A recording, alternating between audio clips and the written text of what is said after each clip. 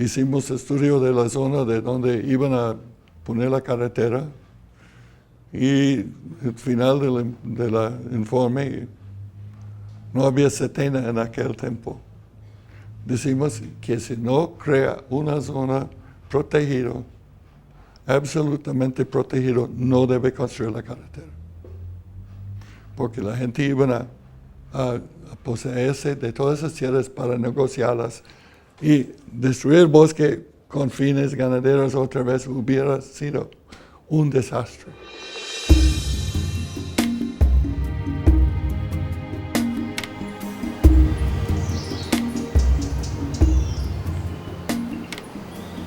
Árboles, entre los seres vivos más antiguos y más grandes del planeta.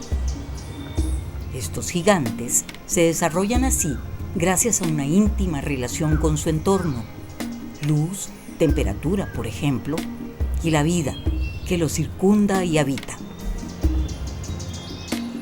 Sí, un árbol es una comunidad.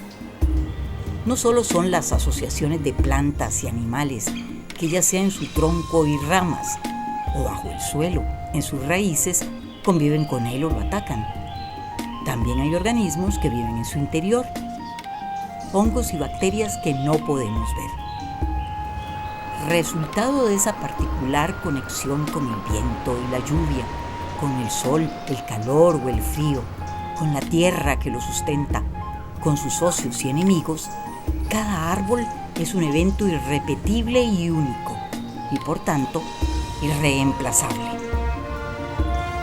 Mejor aún, su virtud para asociarse lleva a su máxima expresión el sentido de lo colectivo, su grandeza, su esplendor. Un bosque, una comunidad de comunidades, un templo de la vida. Allí se teje siempre una prodigiosa red de relaciones que se entrelazan para forjar armonía. Un bosque, portentoso taller de maravillas. Porque no es solo la magia que hacen, es lo que ellos mismos son. Los árboles, por más añosos que sean, no envejecen, es decir, no disminuyen su capacidad para reproducirse con los años. Nuestros gigantes levantan al cielo siglos de esa canción por la vida, la ternura, la belleza, el balance de los ciclos milenarios. Todo eso a menos que un accidente o un evento natural acabe con ellos. A menos que... Cuando se abrió unas trochas y en verano ya llegaban los camiones aquí, hubo un gran entusiasmo, un gran auge. El sistema bancario abrió créditos para los agricultores para que talaran bosques. Los árboles eran gigantes, enormes, se ponían 2 hacheros a volarle hacha, y que eran buenos los señores de antes para volar hacha, y le daban todo el día a un solo árbol y no podían tumbarlos, tenían que venir otro día, otro rato, a acabarlo de tumbar. Yo recuerdo haber visto, ¿verdad?, las últimas quemas de bosque primario, ¿verdad?, en donde en lugar de oírse un ruido como el que se oye quemando, qué sé yo, zacate, lo que se oía era como un rugido del bosque al quemarse. Porque aquí donde estamos nosotros parados, eso eran montañas, pero de los robles más bonitos que yo he visto en Costa Rica.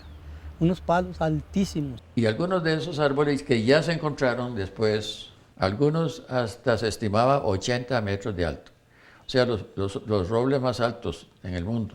De la noche a la mañana, con sus maquinarias grandes, sus tractores, arrancaban de raíz los árboles, hacían una fosa grande, entierran los árboles ahí, los queman y luego los tapan y dice aquí no pasó nada y viene el cultivo de la piña. En Cruzitas se cortaron posiblemente 150 hectáreas de bosque, matorrales y árboles aislados en 2 días.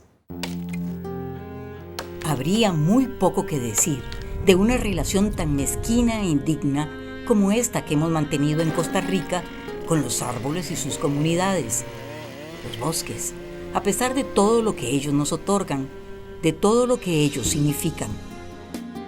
Habría poco que decir y casi nada de bosques si en Costa Rica no hubiésemos dado las luchas que ha habido que librar para detener la depredación, para defender a estos inocentes gigantes que, por más antiguos e inmensos que sean, son presa fácil de la codicia, la ruindad y la insensatez humanas.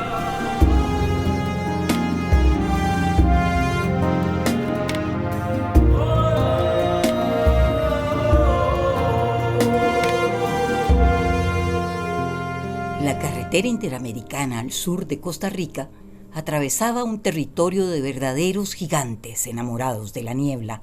La carretera se comenzó desde Cartago y fue una gran sorpresa cuando llegó a la parte alta encontrarse con unos bosques de robles de los que la gente no tenía idea. Una comisión norteamericana que reconoció los bosques y dio nombre a la nueva especie, Quercus copeyensis, sugirió proteger al menos una parte del hallazgo maravilloso. La idea nuestra era tratar de que el gobierno pasara una ley que fuera la base de protección, de conservación para el bosque y que dijéramos, dejara las cosas más o menos como estaban. No se podía impedir que mucha gente fuera, cortara todo y lo cortaron, ¿verdad? Pero por lo menos detenerlo en esa parte central de la carretera.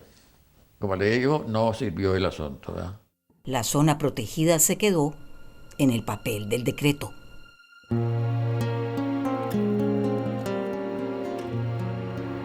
La carretera disparó la ocupación de tierras con diversos fines.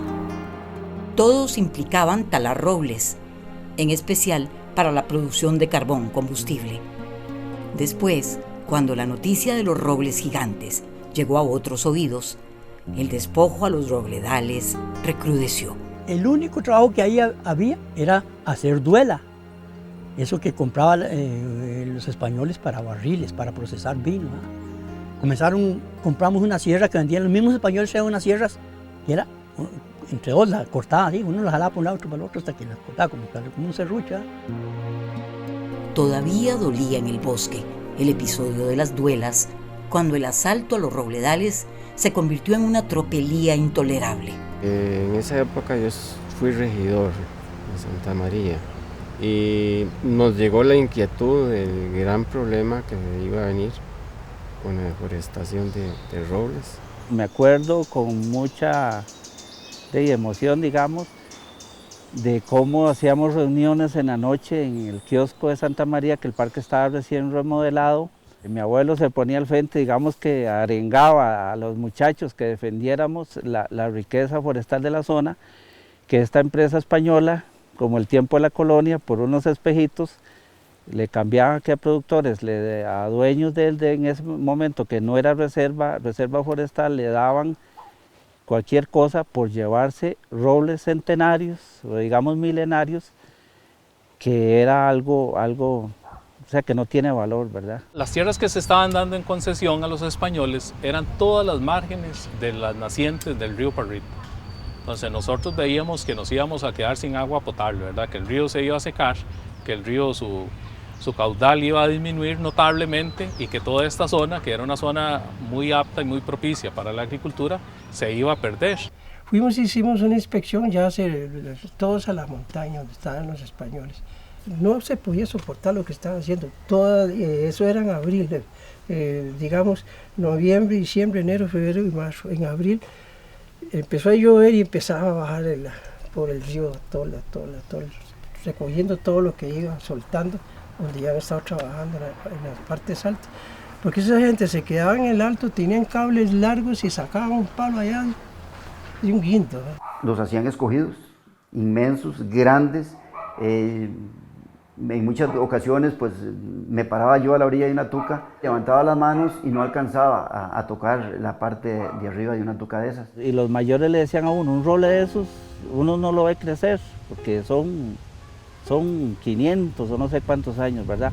A uno sí le dolía mucho, uno que era un chiquillo le dolía mucho ver sacar esos robles por y que a la zona no le quedara nada, nada más destrucción. Ellos llegaron aquí y empezaron a ofrecer cosas grandísimas, carreteras, faltaba puentes nuevos, canchas de deporte para todas las disciplinas que había. Tal vez alguna gente le creyó, pero nosotros no nos creímos, ¿verdad? Gracias a la lucidez de quienes se dieron cuenta de lo que significa vivir guarnecidos por semejante bastión de la vida, la compañía Stavapari por fin tuvo que salir. Pero eso fue posible también porque ya para 1970 se había logrado por fin cristalizar el empeño de algunos por contener el desafuero que padecían los bosques y la tierra en muchas partes de Costa Rica, al mismo tiempo que los robledales de la Interamericana Sur y de la zona de Los Santos eran exterminados. En el año 69 apareció en Costa Rica la primera ley general para regular el uso de los bosques, con un pequeño capitulito que era crear parques nacionales, punto. Pero esa ley es simplemente la culminación de un proceso que comienza con la dedicación de la sociedad costarricense a invertir en educación, a invertir en democracia y a eliminar el ejército y todas esas cosas que permitían que un pueblo pudiera pensar en el futuro y observar cosas que estaba haciendo y que le llevaba hacia un futuro muy negro, muy seco, muy diferente a lo que era Costa Rica. Entonces, qué oscuro tiempo vivieron los árboles y sus comunidades durante casi 4 décadas para que en los 50 Costa Rica tuviera una de las tasas de deforestación más altas del mundo con relación a su tamaño.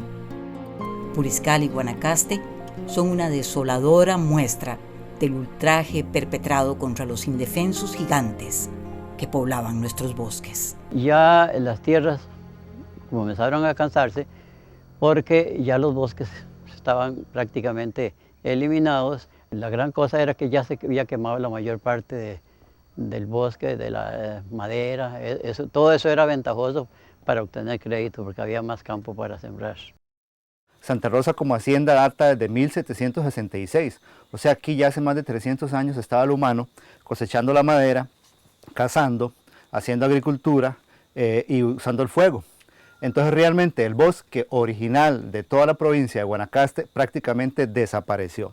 Las nuevas generaciones, lo que venimos a conocer fueron remanentes de lo que fue ese bosque seco original. Todo el mundo se puso la cría de ganado y todo el mundo comenzó a deforestar su finca, empastarla y deforestó totalmente la finca. Después entró una compañía maderera, esa comenzó a barrer con todas las maderas. Entonces terminaron de deforestar a Guanacaste. Abrir el camino del desarrollo justificó la destrucción del obstáculo. Sí, en nombre del crecimiento económico, se llamara expansión agrícola, extracción de maderas o desarrollo ganadero, los bosques fueron masacrados. Fue en toda la provincia de Guanacaste que esa gente barrió con todas las maderas de Guanacaste. Pochote, cedro, caoba, ronrón, níspero, ellos llevaban de todo. En Guanacaste, las 400.000 hectáreas de bosque tropical seco que quedaban en Costa Rica a inicios de los 40 fueron reducidas a 40.200 cuando la carretera abrió paso a los estragos de la explotación maderera y la ganadería extensiva. La paradoja de la historia es que en los 50s la carretera también abrió paso a un grupo de cuáqueros norteamericanos que vinieron buscando una buena tierra donde vivir en paz. En esa, la tierra que bautizaron Monteverde, a donde decidieron trabajar su paz, lo primero que hicieron fue reservar una tercera parte del bosque intocable, el guardián de un tesoro, el agua del futuro. Monteverde sembró una esperanza que germinó casi 20 años después. Mucho antes, como si hubieran sido convocados especialmente, una pareja de soñadores llegó de Escandinavia, acaso sin proponérselo, a defender gigantes. En 1955, llegaron a la costa del sur de la península de Nicoya buscando un pedacito de bosque a donde ya no lo había.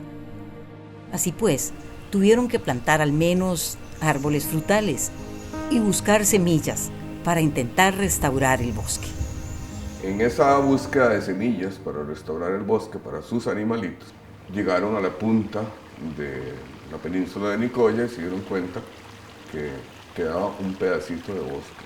Se volvieron locos de la belleza, de lo extraordinario, de la diversidad biológica de Cabo Blanco, y tenía muchas familias que estaban talándolo, pero no se dieron por vencidos y se vinieron a hablar con el IPCO. Entonces pudieron tener acceso al presidente Orlich y a los tomadores de decisiones, y se logró establecer la reserva absoluta Cabo Blanco. La lealtad de los incansables y apasionados defensores de gigantes no tiene par en la mezquindad y la codicia de quienes se enriquecen a costa de su destrucción. Por eso, suelen convertirse en oscuros enemigos. En 1975, Nicolás Olof Westberg fue abatido a traición en la misma selva de Corcovado que defendía, colaborando con los esfuerzos por proteger ese bosque milenario para convertirlo en parque nacional. Tal vez para que su sacrificio no fuera estéril, ese mismo año Corcovado fue decretado parque nacional. Al fin, después de tantos años de despojo y rapiña, tanta desolación, como si el bramido de la tierra y de sus mártires hubiese sido escuchado, la defensa de los gigantes dejó de ser un esfuerzo aislado. La brisa se transformó en un viento que empezó a soplar recio para desterrar las sombras, inaugurando así una nueva oportunidad para la vida, un tiempo nuevo, tiempo de sumar voluntades, tiempo para germinar esperanzas. Muchas de las iniciativas ya en marcha para proteger bosques dieron sentido y dirección al naciente esfuerzo nacional por crear parques y reservas. En Monteverde se mantenía firme la intención de preservar el bosque que los cuáqueros atesoraron. Además, la verde cima de los cerros mecía orgullosa un hermoso bosque poblado de nubes. Toda una convocatoria para los estudiosos y devotos de los gigantes y sus comunidades.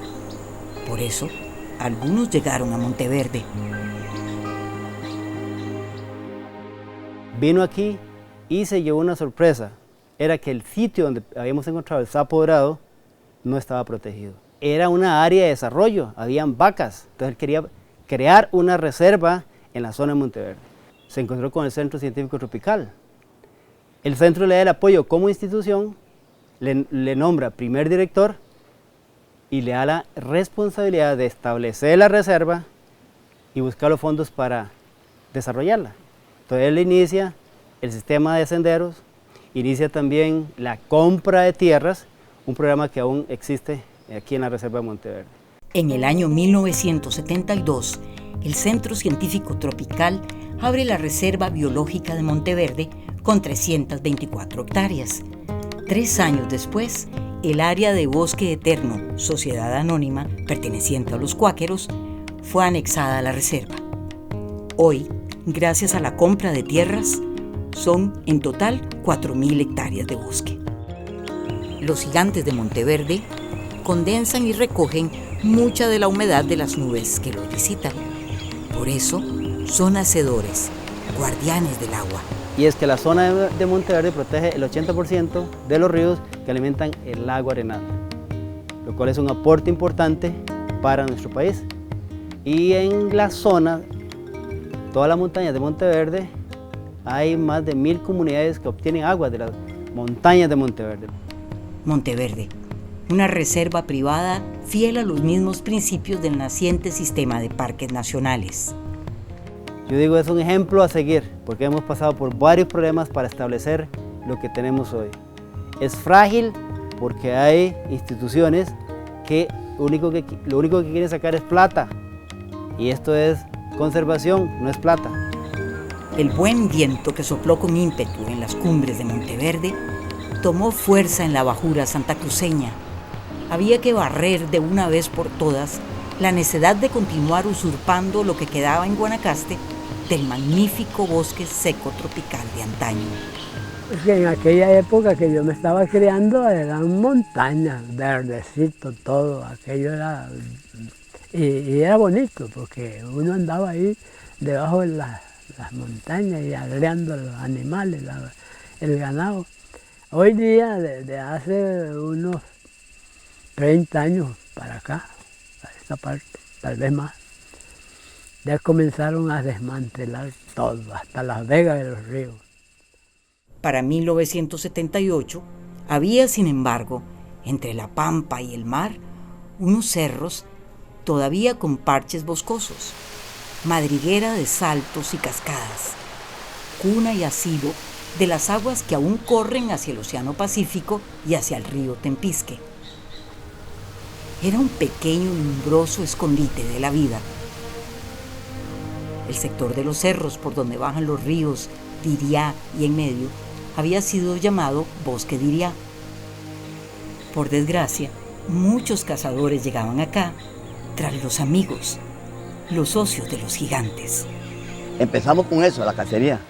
Bajamos de un cerro tal vez muy enjaraguado, como la 1, las 2 de la tarde, y decía uno, yo no tengo que volver aquí.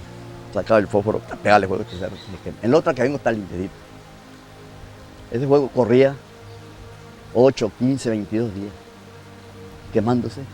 Pero nosotros no pensábamos, ¿qué estamos destruyendo?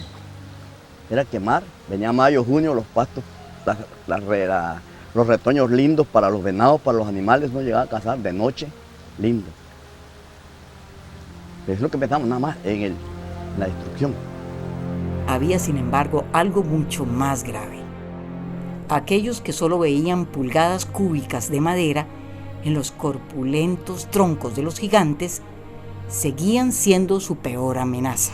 Ellas sacaron unos documentos que eran una empresa de aserradores en Cartago y que venían a comprar madera. Yo no dije nada en ese momento, pero al día siguiente yo era el regidor municipal y llegué a la municipalidad, a la sesión, y presenté una moción para pedirle al ministro de Agricultura y Ganadería de que no diera los permisos, no dio los permisos.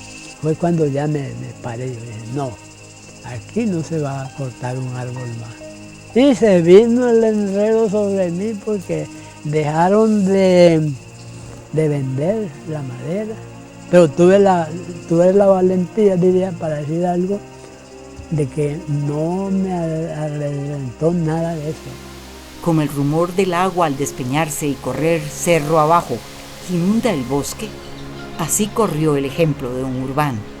Vino ese señor, don Urbano Gómez, y lo primero que él nos formó, tuvo una reunión, anduvimos con él viendo ahí, inspeccionando, y dice, ve, aquí se puede hacer una reserva. ¿Qué es reserva? Cuidar, pongamos las nacientes de este río. Río Diriá, Río en Medio, está el río, el Tigre, la Lechuza que están más allá. Se invitaron unos, creo que son biólogos, ¿qué dicen? Vieron el suelo que era irregular, que no servía para agricultura, que podía hacerse una reserva. Así, mucho antes de ser área protegida, el bosque se transformó en el empeñoso anhelo de un buen grupo de guanacastecos, convertidos en defensores de gigantes gracias al poderoso conjuro del agua. Los juegos se nombró un comité contra incendios. Cogieron de Arado, de Vistalmar, de Retallano, de Los Ángeles, de La Esperanza, y eso se hizo un grupo. Cuanto más había un incendio, ellos están vigilando. Incendio en tal parte llamaban, corríamos la gente, los agregados al campo, a buscar cómo apagar sus fuegos, a rondear noche y día. Un bosque, una comunidad de padrinos del agua, es decir, padrinos de la vida. No merece, por tanto, toda la protección posible.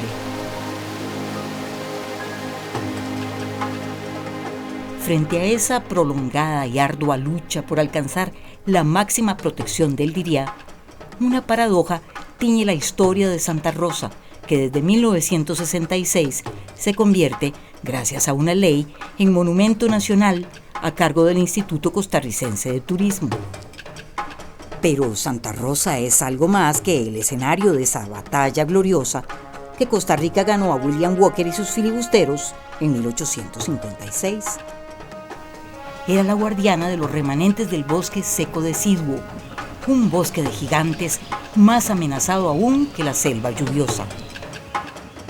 Las mismas sinrazones que justificaban el exterminio de los gigantes en los cerros y la bajura santacruceña sumaban aquí más y más potreros. Santa Rosa fue pagado por el ICT, 10.000 hectáreas, que estaba invadida por 40 familias, y yo empecé a darme cuenta que esas 10.000 hectáreas estaban abandonadas.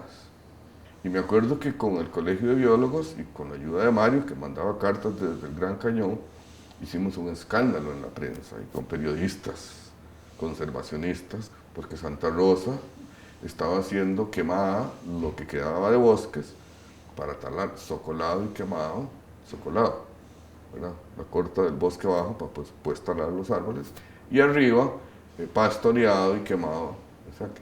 Y además de 60 hectáreas robadas por el señor Abreu. O sea, aquello era un parque nacional, no lo era,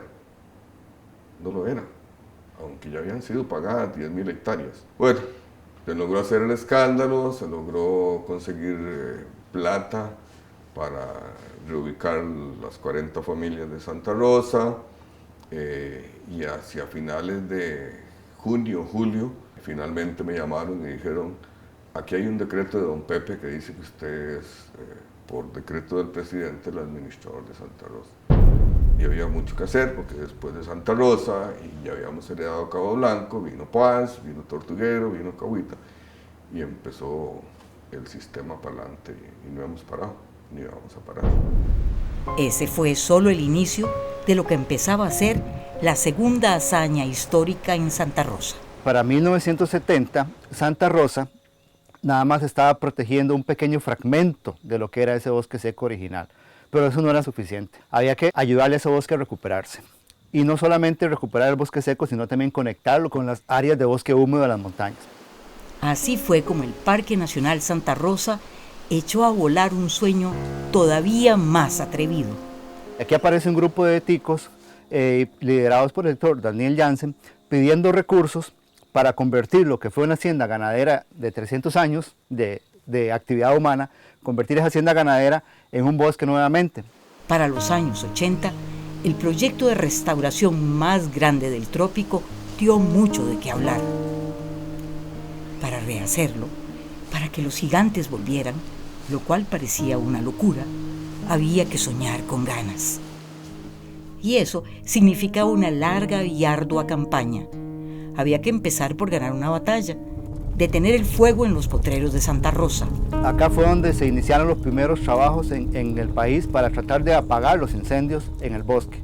Y desarrollamos la tecnología, desarrollamos la capacitación, las habilidades, y eso nos permitió que este bosque hoy día se recuperara porque hay menos incendios. De 20.000 hectáreas que se nos quemaban en los 80s, hoy día tal vez se nos pueden quemar 300, 400 hectáreas, pero ya no de bosque, sino de sitios de charral y sitios de pasto. Controlados los fuegos, el camino está libre para la derrota del Jaragua, la colonización de los potreros. En este caso, los héroes silenciosos han sido otros. Había suficientes fragmentos de bosque, es decir, algunos gigantes con sus comunidades. Hoy, gracias a 27 años de esforzada y amorosa vigilancia, el bosque empieza a ganar terreno, a recuperar su espacio original. Y así, los socios de los gigantes pueden regresar. El tapiz de verdes y ocres del bosque en la llanura se expande lentamente y empieza a conectarse con el verde de las montañas. Entonces, cuando acá, por ejemplo, naturalmente, en noviembre, diciembre, empiezan los vientos alisios a soplar y empieza el ecosistema a desecarse naturalmente, algunas especies como avispas, algunas aves, migran a la parte alta de las montañas, donde está húmedo, y permanecen allá durante toda la época seca aquí en la bajura. Luego en mayo, cuando regresan las lluvias y vuelven otra vez las hojas y vuelven los insectos, esas aves y esos otros insectos regresan acá. Entonces esas relaciones ecológicas se han estado recuperando y hemos logrado hacer una conectividad que es muy importante para la sobrevivencia del bosque seco. El bosque seco necesita de otros ecosistemas anexos para poder sobrevivir. Porque se trata de eso, permitir que se teja de nuevo esa sorprendente red de relaciones que se llama conectividad. Y eso es muy, muy importante, porque hoy día, aquí en esta zona donde estamos en pie, es la única oportunidad que nos queda en Mesoamérica, desde México hasta Panamá, de conservar un ecosistema completo de bosque seco, de restaurarlo, de cuidarlo, conservarlo y conectarlo con otras montañas. El sueño del Parque Nacional Guanacaste vuela con buen norte. Y el logro es extraordinario, porque no hay otro sitio en América como este. Mientras en el Parque Nacional Guanacaste se sigue conjurando el espíritu depredador de ganaderos y cazadores para que el bosque tropical seco pueda continuar rehaciéndose, para que sus gigantes regresen, el resto del territorio costero guanacasteco al sur del parque ha sido despojado de su piel para que en su lugar crezca el concreto y los campos de golf. Todo en nombre del llamado desarrollo turístico e inmobiliario de alta inversión. La voracidad es tal que incluso áreas protegidas como el Parque Nacional Marino Las Baulas, en la costa santacruceña, están bajo la ocupación inmobiliaria. Esta nueva forma de invadir y acabar con lo que quedaba de los bosques guanacastecos. Gracias a un transitorio de la ley que creó el parque, mucha gente bien relacionada pudo obtener propiedades incluso en los 200 metros de la zona marítimo terrestre. Pero más grave aún, el Morro, este hermoso cerrito verde que siendo parte del parque lo cierra por el norte, es propiedad privada. Un extranjero, amigo personal de un expresidente de la República, se atreve a exhibir la advertencia mientras hace preparativos para desarrollarlo. El bosque de las partes altas del cerro con vista al mar ha sido talado. Esos balcones se mantienen despejados y libres de cualquier intento del bosque para recuperarse, gracias al empleo regular de herbicidas.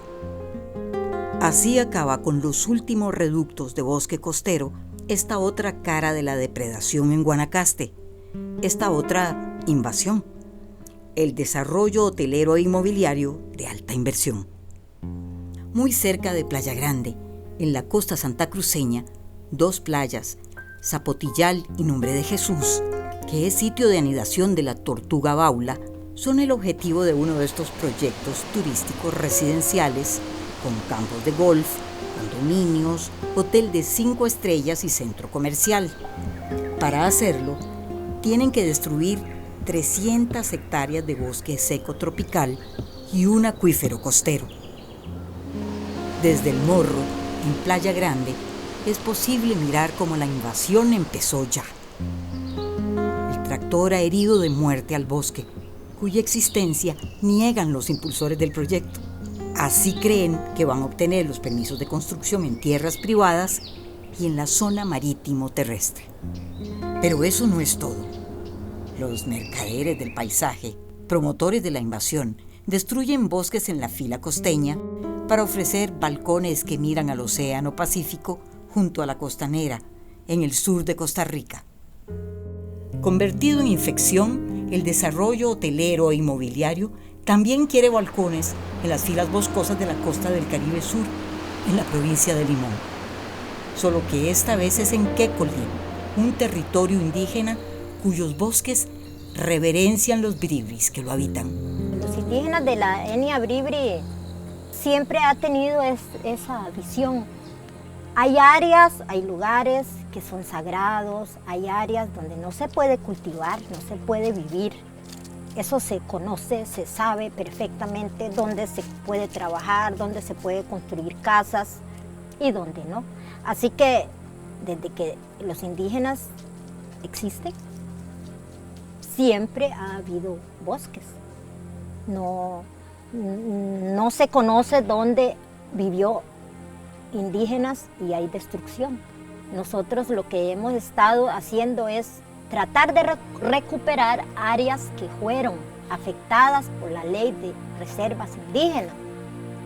El resto no, el resto es para compartirlo con toda clase de etnias. En el año 1996, bajo el gobierno de José María Figueres Hijo, él cambia las medidas de nuestro territorio. Contó con 2, 3 personas sin consultar con la comunidad como siempre, porque se escucha que dicen que los grandes hablan con los grandes y se soluciona todo. Y nosotros, los del pueblo, salimos sobrados. Quecoldi fue creado como territorio o reserva en 1977, pero en 1996 y después, en el 2011, se modificó vía decreto para segregar 4.500 hectáreas de su territorio original, que pasaron a manos no indígenas. Así las cosas. Estamos rodeados de pueblitos con gentes que vienen de otros países, de otros continentes, que traen una visión diferente. Ellos están buscando hacer caminos por todo lado. Así que tenemos problemas con, no sé si es la palabra correcta, con hoteles de montaña. Tenemos problemas con personas que talan, personas que cazan, personas que usurpan nuestras tierras, hacen queman la vegetación en las nacientes. No les importa que es una quebradita que lleva aguas limpias para los indígenas que viven más abajo.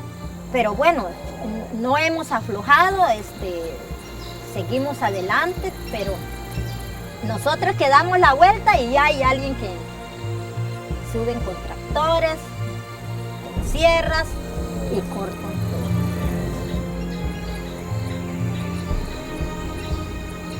La devoción por el bosque y sus gigantes, que en Quecoldi son monumentales, como este jabillo en el bosque de las filas de la reserva, han hecho que la Asociación de Desarrollo Indígena haya empezado una lucha contra la invasión que ya tiene frutos. En septiembre del 2011, una sentencia del Tribunal Contencioso Administrativo permite a los biribris de Quecoldi recuperar sus territorios, lo cual significa conservar sus bosques. Aunque la recuperación de sus tierras significa un largo y difícil proceso que pasa por la expropiación, no es mayor que el esfuerzo por detener de una vez por todas la ruina que han hecho y continúan haciendo de los bosques los monocultivos en algunas regiones de Costa Rica, banano, palma africana y más recientemente las plantaciones piñeras, que una vez exterminado el bosque aprovechan las fértiles llanuras de aluvión de las zonas bajas para instalar su engañoso simulacro de desarrollo. La codicia del mercado global requiere que las plantaciones sean cada vez más grandes. Esto las hace más vulnerables a las plagas y por eso deben usar más y más agrovenenos. Cuando han agotado, despojado la tierra de su fertilidad, necesitan más valles fértiles, más bosques tropicales para reiniciar su siniestro ciclo de destrucción y muerte. Porque no solo los gigantes caen, mueren o se marchan todos aquellos que prosperan, crecen y brillan en su amorosa compañía. Como si fuera poco, los agrovenenos emponzoñan las aguas, acuíferos, quebradas, humedales. Poner punto final a este exterminio es uno de los desafíos ambientales más apremiantes del país.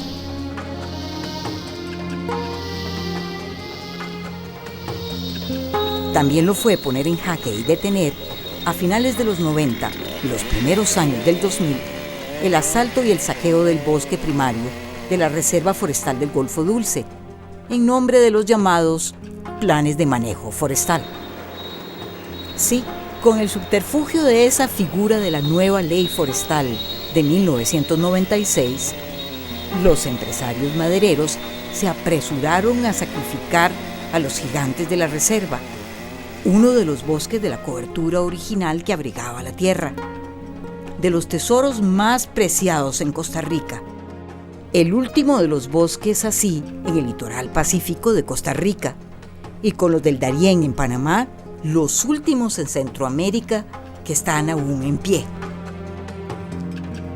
El informe Cecropia, una investigación que a finales de los 90 puso en evidencia la clase de atropello que la ley promovía, permitió denunciar y mostrar el carácter real e indiscutible de los planes de manejo forestal.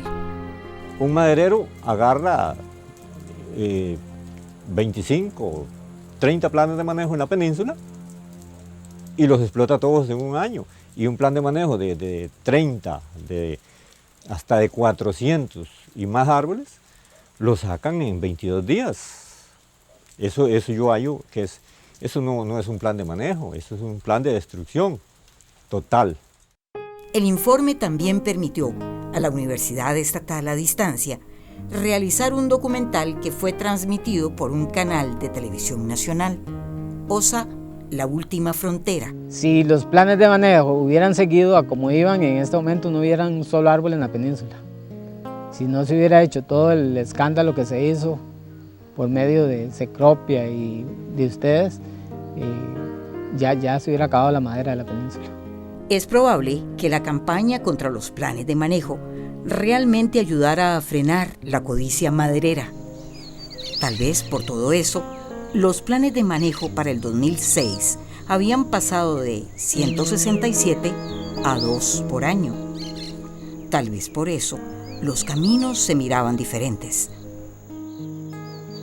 Sin camiones ni tractores. Los gigantes de la Reserva Forestal del Golfo Dulce están a salvo, por ahora, porque ellos son los primeros en caer, inmolados en el altar del sacrosanto mercado, que clama por desarrollo, se llame producción maderera o minería a cielo abierto, por ejemplo. La piel verde del bosque que protege a la tierra es lo primero que se sacrifica. Yo creo que todos los acontecimientos que se dieron en torno a la defensa del bosque en la zona de Cruzitas, que iba a ser talado por la minería, es como un caso más, un ejemplo, digamos, una parte de la historia de la defensa de los bosques de la zona norte de Costa Rica. Como buen bosque tropical húmedo de zonas bajas, posee una gran cantidad de especies de árboles por cada hectárea. Existen especies que llamamos endémicas, que viven en un área muy limitada, particularmente en la zona norte de Costa Rica y al sur de Nicaragua, en la cuenca del río San Juan.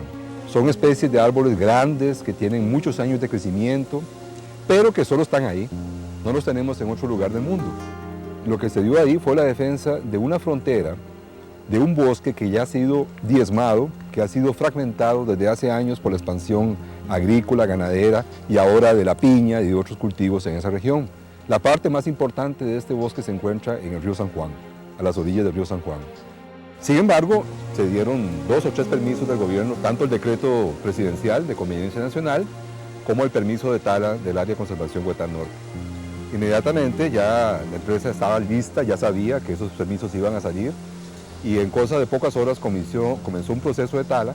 Creemos inclusive que a la zona fueron movilizados decenas o centenares de peones, motosierras, equipo, gente que inclusive mucha de ellas venía del Valle Central, contratados por la empresa.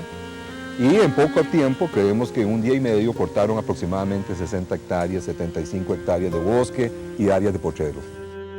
Después de 2 años de discusión, la Sala Cuarta decide darle el aval definitivo al proyecto Cruzitas y el asunto entonces entró en conocimiento del Tribunal Contencioso Administrativo, gracias a la gestión también del movimiento ambientalista costarricense. Finalmente un tribunal se da cuenta de todas las ilegalidades que hubieron detrás del proyecto, de todas las maniobras, de todos los juegos, inclusive de altos funcionarios del gobierno de Costa Rica, y decide declarar los permisos ilegales. Y ahora finalmente la Sala Primera le ha dado el visto bueno definitivo a esa decisión. Y yo creo que esto será historia. Es decir, se ha creado conciencia del peligro de la minería, se ha establecido jurisprudencia en el sentido en que ya los tribunales tienen que fijarse en la sentencia del Tribunal Contencioso Administrativo antes de decidir si se puede cortar un bosque o no. El Tribunal Contencioso Administrativo ha reafirmado la defensa de los recursos naturales. En fin, se ha creado un principio legal y ético en el país que nos corresponde a nosotros seguir defendiendo. Seguir defendiendo gigantes. En Copey y en Santa María de Dota ya habían encontrado la forma de proteger a sus gigantes. La Reserva Forestal de los Santos. Era hora de aprender a relacionarse con ellos y sus comunidades, con la tierra, de una forma diferente. Sí, al principio, ya le digo, no era toda la gente la que apoyaba. Digamos, los más jóvenes, los muchachos que ya estábamos en educación secundaria y cierto tipo de gente, digamos, de avanzada para la época. Eso duró años para crear esa conciencia aquí en la zona de lo que es tener una reserva. Porque antes usted se metía, nosotros nos metíamos al bosque y elegíamos el mejor palo, a la montaña, todos teníamos montaña, la mayoría. Iba y cortaba el mejor palo del que le diera la gana. Sacaba uno lo más bueno, la tuca más buena de los todos, y el del resto del palo se quedaba ahí. Ahora ya esto, le vuelvo a repetir, se vive mejor en el aspecto de que todos tienen su parcelita y ya entró la técnica y ya entró la manzana, entró el aguacate. En ese tiempo antes era el ganado. A partir de ese momento ya aquí la gente empezó a cortar menos madera, menos árboles y a quemar menos, ¿verdad? Porque también se quemaban. Ya la gente aprendió a manejar la parte alta y que ya la están cuidando y que no hay ese fuego en el verano. No sé cuántos años hará de que la gente ya quitó los perros de cacería y ahora los ainos más bien salen a los potreros. El año pasado vieron una leona con cría por ahí en un potrero. La mayoría de los pobladores hemos desarrollado una cultura real de conservacionismo, no es una cuestión de moda, no. Y algo que ha sucedido que me parece muy interesante es que la masa boscosa en este pueblo ha aumentado sobre todo en el distrito de Copey. Sin embargo, la codicia humana es tan antigua como insaciable. En las vueltas había quedado restos de territorio que era privado. Entonces parece que el dueño quería explotar eso. Una persona inescrupulosa, inclusive yo creo que le compró a ese señor bastante montaña con el fin de explotar eso. Entonces también ahí se comenzó a apoyar el asunto. En Copey se hizo una asociación, ellos comenzaron también a moverse y creo que ayudó mucho don Rodrigo Carazo, el presidente, que tenía mucha conciencia ecológica y todo. Y se comenzó a presionar y a presionar. Hasta que la lucha de quienes defendían a estos gigantes enamorados de las nubes resultó fecunda.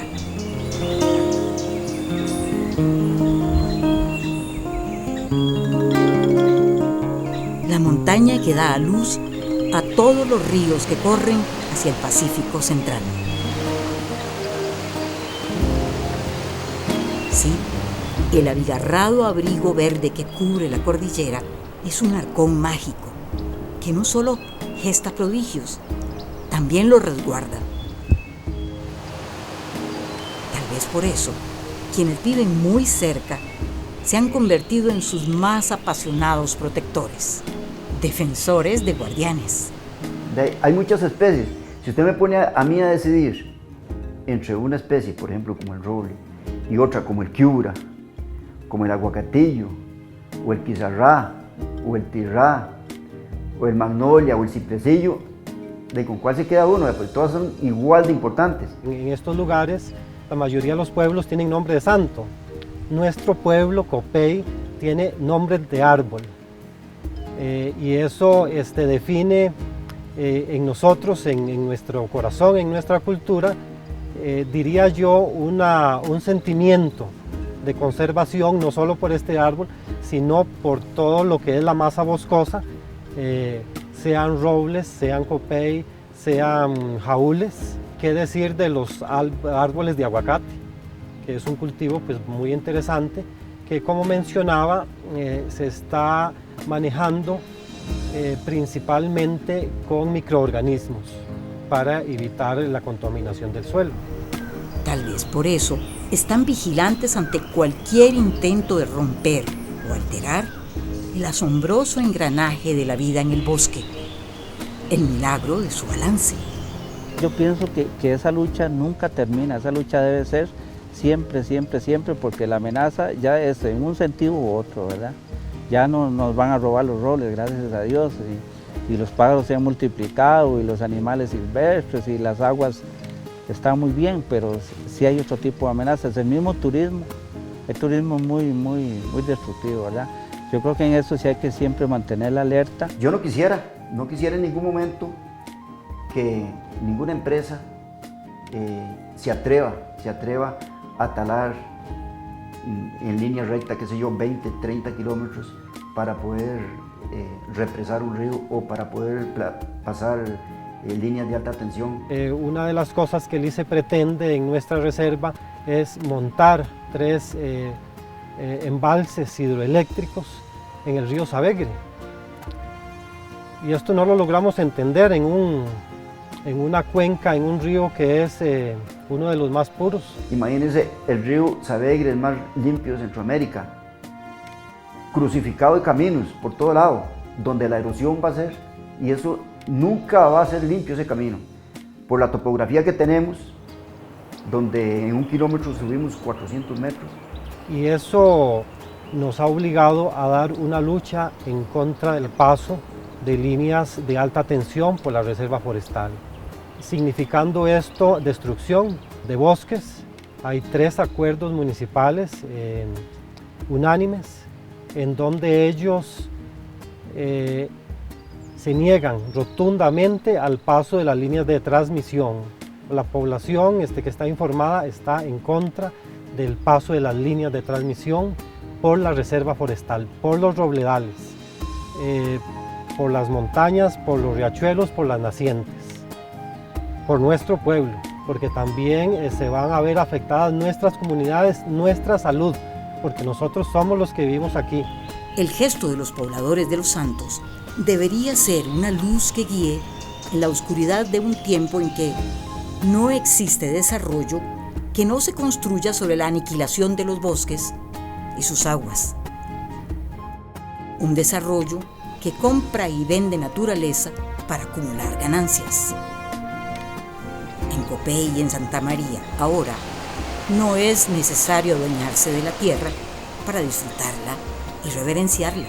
Nosotros, a pesar de que no eran árboles de mi propiedad, pero nosotros los campesinos hemos jugado en todos los bosques, aunque no sean míos. Yo he recorrido todos los ríos, todos los campos, todos los senderos de Santa María de Bogotá, yo los conozco. Yo puedo ubicarme en cualquier punto geográfico de mi cantón y aunque no es de mi propiedad, no está inscrita en el registro, pero es mío. Esto es mi tierra, esto es mi pueblo, esto es mi campo. Tal vez por eso ahora cuentan con una tercera área protegida, el Parque Nacional Los Quetzales, para resguardar lo que queda de esos inmensos robledales de antaño del desarrollo hotelero e inmobiliario de alta inversión. Ahora, los robles y sus aliados están a salvo para proteger sus tesoros y para que quienes así lo deseen puedan disfrutar con ellos. Pero el desafío con el que empezó esta historia sigue en pie. Tal vez no es posible traer de vuelta a los gigantescos robles de la Interamericana Sur, ni a los 70.000 árboles sacrificados por los planes de manejo en OSA entre el 97 y el 2000. Podemos, en cambio, apostar por la restauración del bosque en Santa Rosa y podemos mantener la vigilancia como la gente de Copey y Santa María. Estar atentos a que decretos como el de la construcción del aeropuerto en el paradisíaco humedal de Terra Basierpe no se convierta en la pesadilla de la península de Osa, en la aniquilación de la reserva forestal del Golfo Dulce, con todo y sus azules aguas.